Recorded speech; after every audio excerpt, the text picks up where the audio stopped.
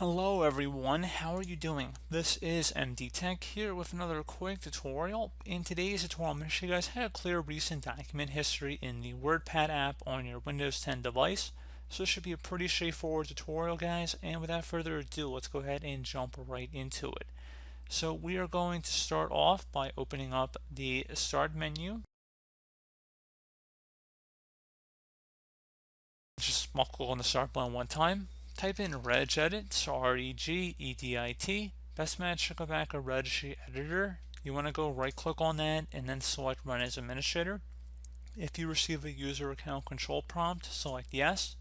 Now before you proceed in the registry, I would suggest you create a backup of it, so if anything went wrong you can easily restore it back.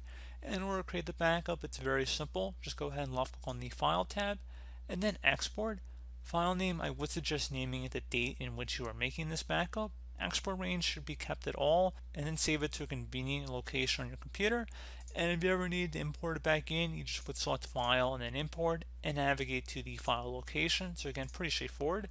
And now that you've made your backup, ready to begin, and that's going to entail double clicking on the HK current user folder, and then do the same thing for the software folder.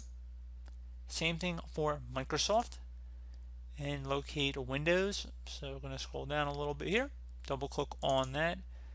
Same thing for a current version. So now it should be an applets folder. Go ahead and double click on that. There should be a WordPad folder listed under here. Go ahead and double click on that. And then finally there should be a recent file list. Go ahead and left click on that. And now on the right side there should be string values for any file names listed under here. So besides the default value, which you should keep, just right click on any files you want to delete from the history. Just right click on it and then delete, or you could select the delete key on your keyboard just to select them. So again, don't do the default one, just do it for the other ones, but this is just an example here. So it's going to actually show you want to permanently delete this value. You just would select yes, and that'd be pretty much it, and then you would restart your computer for it to take effect.